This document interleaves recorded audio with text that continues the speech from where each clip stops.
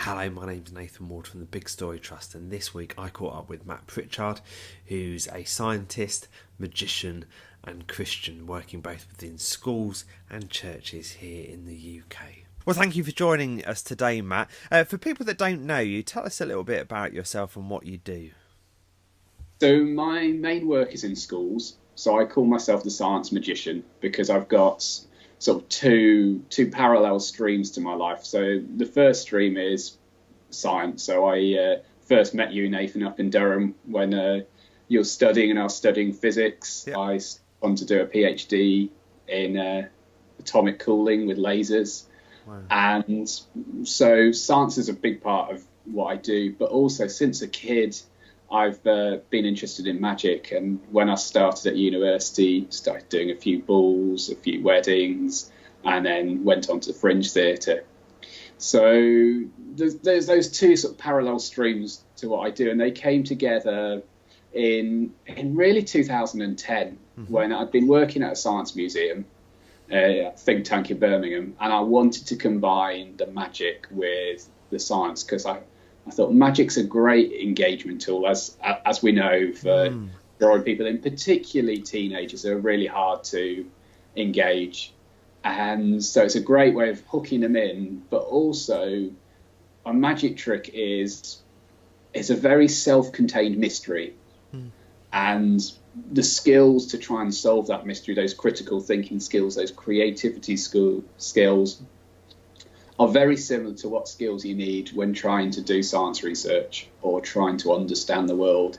And so what I ended up doing and what I do now mainly for a living is going to schools, do a magic show where all the tricks have got either some underlying science or some maths behind them.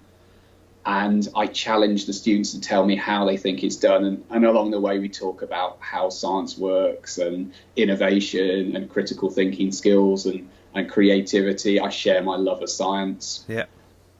So, I do that from anything from sort of reception up to sixth formers. What's the difference between theatre and fringe theatre, Matt? So having done the performing arts course, I had my summer free and I thought, well, let's go for it. Let's book a show in. And I very naively just sort of basically went online, booked a venue, put sort of, I think, 4 dates in the diary over the course of 2 weeks. Yeah. And then spent a bit of time in spring and early summer trying to write it. Didn't really get that far. And then I sort of went back to my parents for the summer and had literally 10 days to pretty much write a fringe theatre show. Wow. And it came together. It was really interesting. It was at the time it was very much it'd been described as a mix between Derren Brown and Dave Gorman, the comedian, because I used a lot of PowerPoint. I still do. I love the visualness of PowerPoint, but I love how you can be quite surreal. Lots of crazy animations, funny things, sort of harking back, I guess, to the likes of Monty Python, that sort of crazy animations that Terry Gilliam did, but doing that on the screen, interacting where you touch the screen and suddenly the screen will crack and shatter and fall off the thing, and then you're just left with a black screen on the stuff. It's really, really fun things. Fringe theatre is a real challenge because you have to do everything effectively. You have to sort of, especially as a one-person show, you have to write the show. Quite often you have to direct it yourself. You have to perform in it. You have to market it. You have to liaise with the venue. You have to do all the tech stuff. And reality is when you're doing a fringe theatre show, you're in a venue with maybe a dozen other shows during that same day. And you have a 90-minute window. And that's including your setup time, your show time, and your time to pack away. Say your show's at 8 o'clock. Probably at about 20 to 8, you get access to the venue. The previous show had finished at 7:30. They were packing away. You've got 20 minutes just to set every single prop up, sort XI, do all the sort of sound checks, everything like that. Audience comes in, you do your show, and then you've got 10 minutes to pack everything up and be out the door for the next show to come in. And so it's a great learning ground for having to deal with problems on the fly.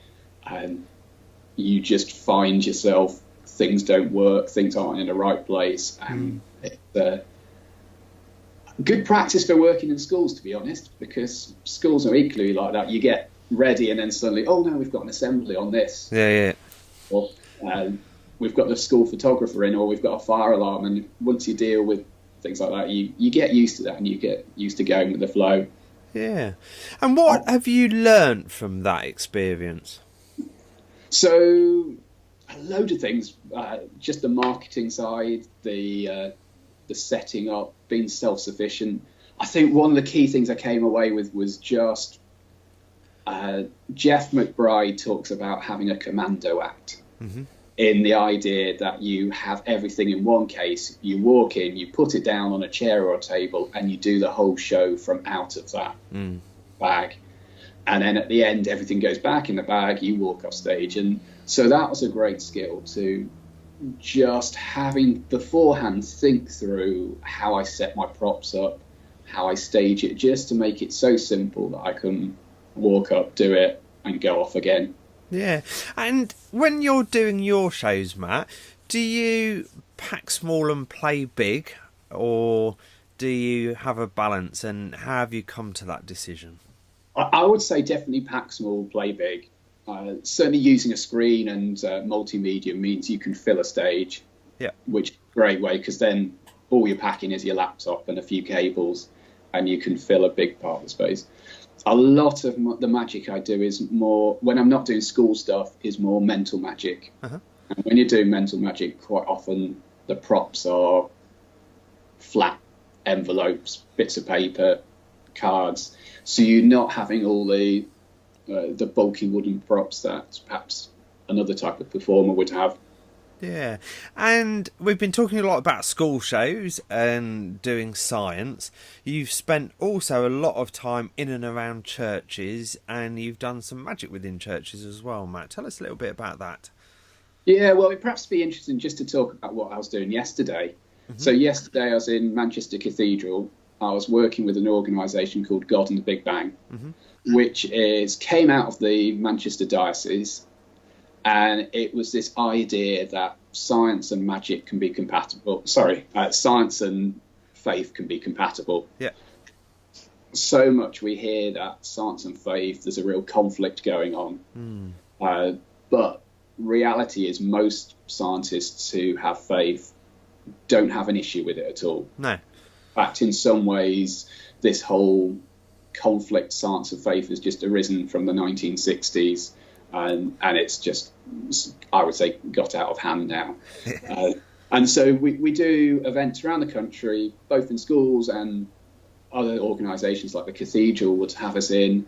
We have groups of schools visit. They have a keynote talk, and then they go to 2 or 3 interactive workshops during the day. And then the real focus of the day is at the end, where it's an hour-long Q&A session. So the students can ask us any questions they like, whether it's a personal question about how we ended up doing what we're doing, a science question, I've wondered why the sun is red, question about faith.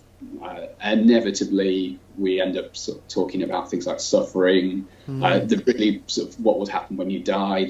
There's huge, big questions, but these are questions that schools don't have the time or the space and sometimes the inclination to open up. Yeah. And so, yeah, I'm sort of involved in that. I sometimes do a keynote.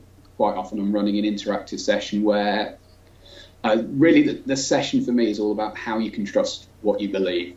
Okay. So lots of mind games, lots of magic tricks where I first of all almost erode the students' confidence in their ability to see things and to make choices and make decisions and remember things.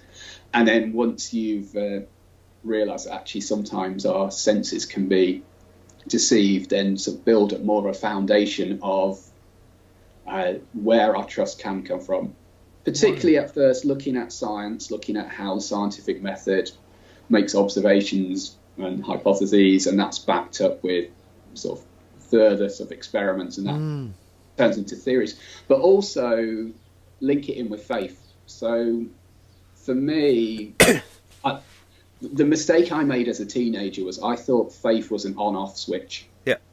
And I particularly remember at things like Spring Harvest, I was looking around the room and just feeling partly jealous that there was these fired up Christians, both on stage as the leaders, but also around me. But also I just felt somehow I'd been overlooked by God, that hadn't had this sort of magical spiritual switch turned on in my life. And the mistake I was making was I thought faith was a question of do you have it or don't you? And what I learned, particularly being up in Durham, going to King's Church, was faith's more like a thermostat. And you dial it up. You learn to trust God in the small things. And when you can trust him in the small things, you can trust him for a bit more and a bit more and a bit more and a bit more. But at the same time, it's not a blind faith. You're not sort of just blindly hoping things will work out. You do something, and if it doesn't work or if it doesn't fit in, then you change and you adapt. Wow. And for me, that's how scientists works as well. They face unknowns and they try something, and if it works, they carry on doing it. If it doesn't, they change and adapt. So it seems to me that when you're doing magic within a church context, you're a gospel science magician. Yeah, so the three worlds really, it's the magic, the science, and my faith as well.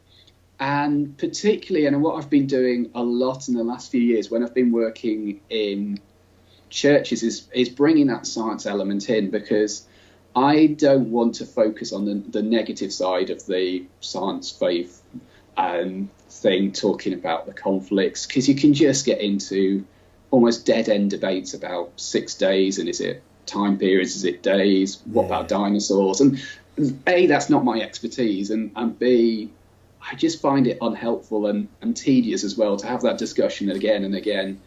I want to focus on the positive side, because what I find amazing is pretty much the first job that Adam is given in the Bible is to name the animals. So God sort of goes out and says, Adam, go out, explore my creation, name the animals. And that's being a scientist, isn't it? Yeah. Going out exploring and actually starting to categorize and see the common things with animals, see the differences. And for me, God is pro-science. He's created this world and he wants us to explore it. And there's so many verses peppered throughout the Bible, particularly in things like the Psalms, where the heavens declare God's glory. And for me, as a scientist, I just love exploring, because when I discover something about the creation of the world, that gets turned back to praise to God, because it's like, wow, God. And so I want to sort of focus on that more positive side. I see science as a gift that God has given us, a gift that we can unwrap, and I think he takes great pleasure in seeing us explore and interact with his world. Yeah, and it sounds to me, talking with you, Matt, that in one sense it's more for you, not necessarily about being a gospel magician, but I'm going to use the term faith magician, where actually you use magic as a vehicle to talk about your faith and science. Does that make sense as a distinction? So I think I use, again in churches, I use magic tricks, I use mind games, but I also use science demonstrations. So for me, my choice is all about trying to make a teaching point or to take the audience, the congregation, on a journey. So I'm not doing a trick to make a specific point, because I think a lot of gospel magic is focused on this represents this and this represents this, and that's not for me. And so I will use it interwoven with whatever I'm saying. It's always an integral part of what I'm doing. It's not a standalone set piece.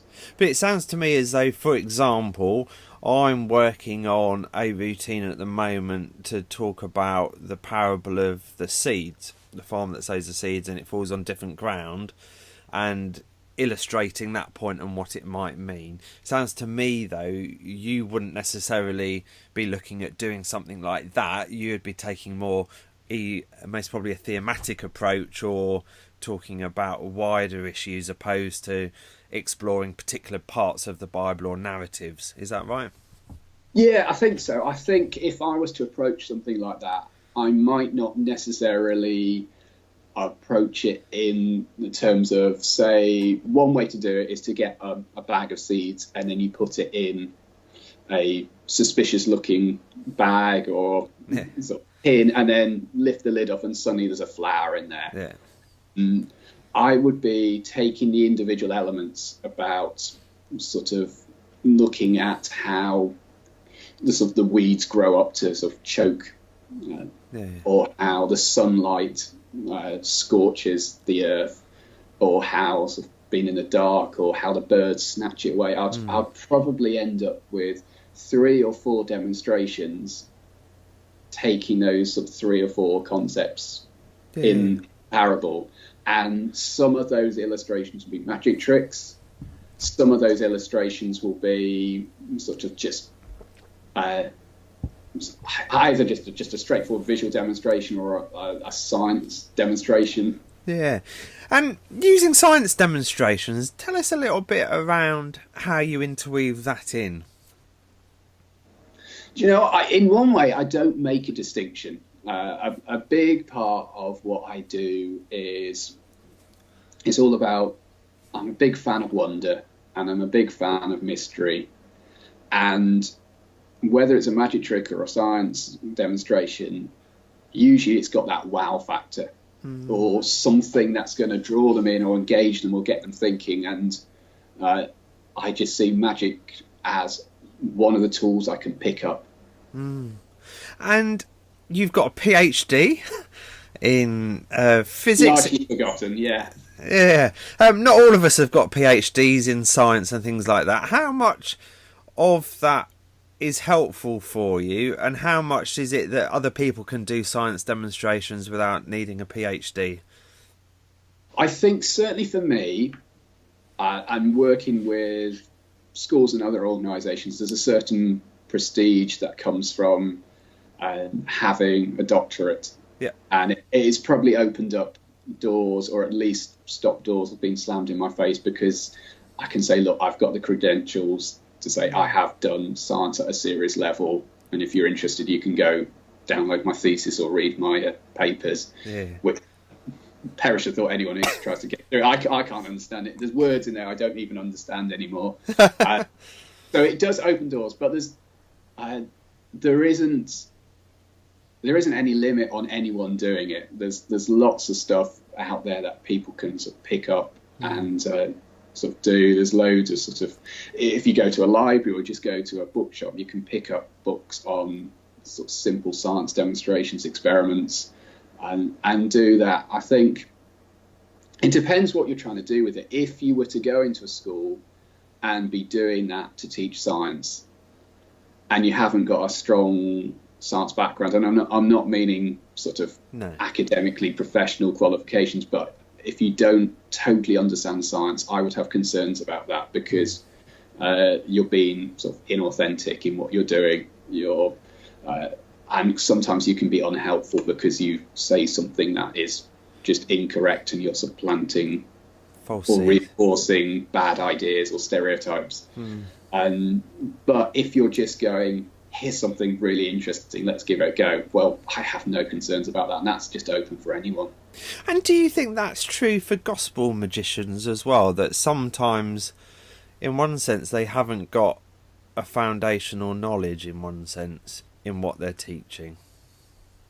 I think there is an element in that, particularly if you've got people going up in front of a church congregation and haven't got a sort of a grounding in theology. I think what you can end up doing is propagating some maybe bad ideas or concepts.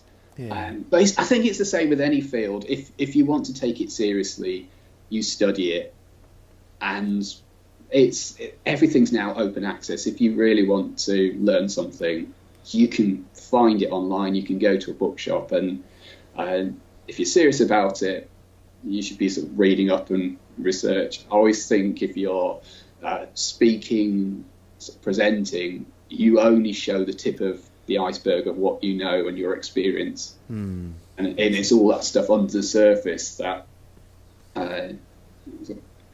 counts. Yeah.